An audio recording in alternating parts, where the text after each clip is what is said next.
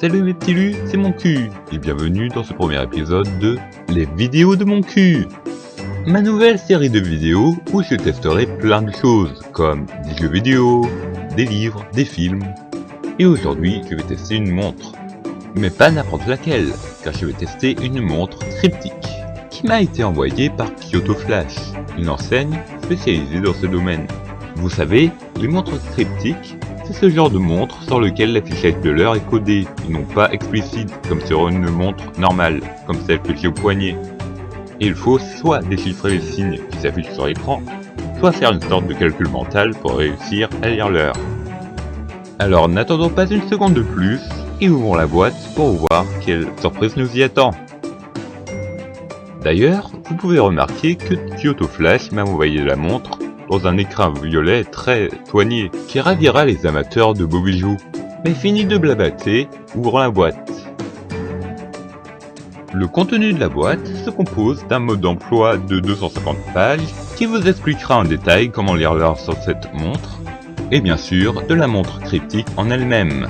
Une montre avec un bracelet en fer argenté qui s'ouvre comme ceci, en soulevant la languette et en...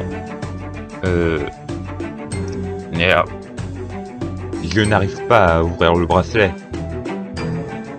Enfin bref, sachez juste qu'on est censé la porter au poignet. Et donc voici la montre en elle-même, et je sais ce que vous êtes en train de vous dire. Mais comment est-on censé lire l'heure sans cette chose?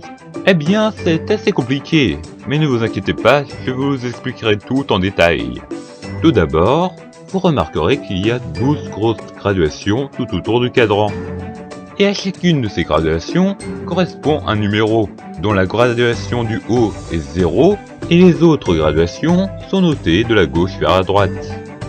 Et vous remarquerez aussi ces deux petites flèches, ce sont elles qui vont servir à lire l'heure.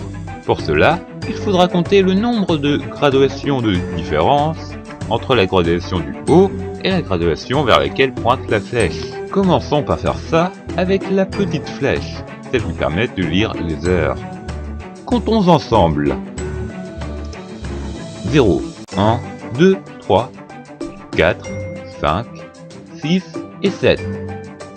On a donc compté 7 graduations de différence entre la graduation du haut et la graduation vers laquelle pointe la flèche, il est donc plus de 7 heures.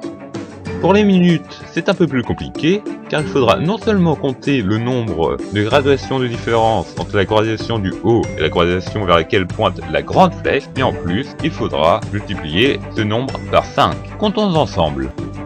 0, 1, 2, 3, 4, 5, 6 et 7. Il y a donc 7 graduations de différence entre la graduation du haut et la graduation vers laquelle pointe la grande flèche. On multiplie ce chiffre par 5 et cela fait 35. Il est donc plus de 7h35. Ce qui est l'heure correcte, comme vous pouvez le voir sur ma montre. Cependant, je dois bien admettre que lire l'heure sur cette montre est totalement fastidieux, vu qu'il faut 30 secondes pour le faire, et qu'il faut en plus faire un calcul mental pour avoir le nombre approximatif de minutes. En outre, comme vous pouvez le constater, le format horaire est le format anglo-saxon, c'est-à-dire 12 heures. Je ne sais pas si certains modèles utilisent le format 24 heures, mais ça serait quand même plus simple pour nous Européens. Aussi, je n'ai pas trouvé l'indicateur qui dit si l'heure est ante-méridiem ou post-méridiem.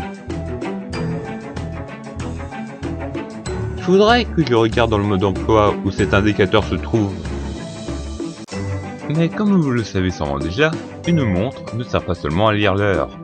Elle permet aussi généralement de faire chronomètre ou de régler une alarme. Ici, la fonction qui saute le plus aux yeux est l'affichage du numéro de jour dans ce petit carré à droite. Ainsi, selon la montre, on est le 12e du mois. Mais c'est une erreur, car aujourd'hui on est le 13 décembre. Cette différence est due à un drôle de bug qui a eu lieu au début du mois. En effet, quand on est passé du 30 novembre au 1er décembre, la montre a essayé de passer au 31 novembre, ce qui est absurde. Et quand on était le 2 décembre, la montre est passée au 1er du mois. Et du coup, depuis le 2e décembre, la montre a un jour de retard sur la date réelle. Je ne sais pas ce qui cause ce bug, mais à mon avis, ça doit être dû à une erreur de programmation. Quant aux autres fonctions, telles que le chronomètre et l'alarme, j'imagine qu'il faut y accéder en appuyant sur ce gros bouton à droite, mais il n'a pas l'air de vouloir s'enfoncer, et ça n'a l'air de rien changer du tout. Peut-être un défaut de fabrication. Ah. J'imagine que la solution se trouve dans le mode d'emploi, et que je vais devoir me taper ce gros pavé pour pouvoir déterminer l'origine du problème.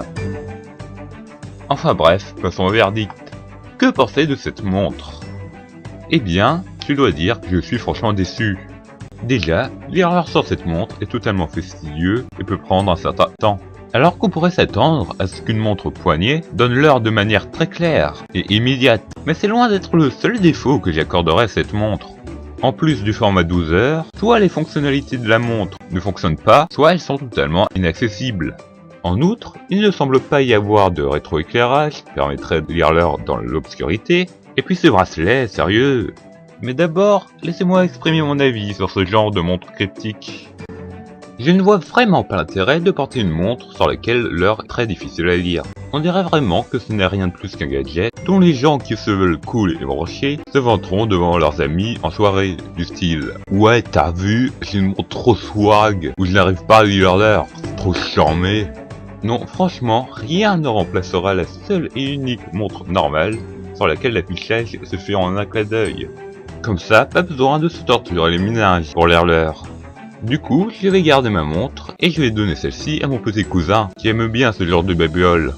Bon bah, c'était mon cul pour la toute première vidéo de mon cul à Voler Studio.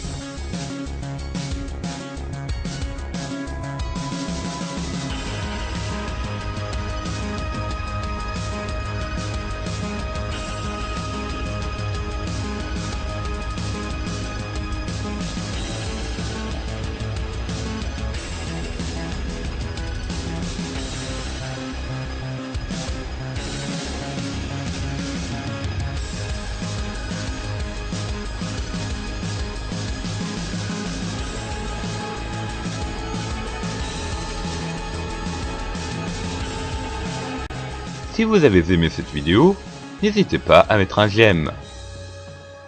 Si vous voulez être mis au courant de la sortie des prochaines vidéos, abonnez-vous.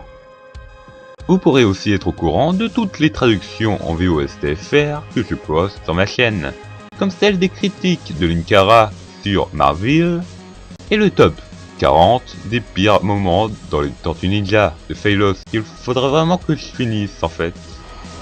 Mais retrouvez surtout les traductions de Captain Disillusion, le super-héros qui décortique les vidéos truquées et qui vous explique en détail les effets spéciaux utilisés dedans, que vous retrouverez tous les mois à partir du mois d'avril. Et si vous êtes un petit nouveau, vous pouvez aller voir toutes ces vidéos sous-titrées sur cette playlist YouTube, ou aller sur ncvostfr.com.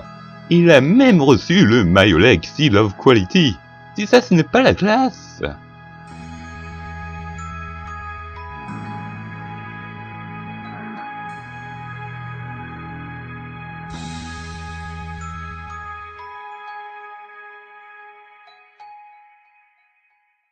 J'ai juste une dernière réclamation à faire. Si quelqu'un connaît un meilleur logiciel de montage vidéo que Movie Maker, mais qui soit gratuit, et vraiment gratuit, pas de période d'essai, ni de watermark à la con qui se fait sur l'écran, dites-le moi au plus vite, ça me serait très utile.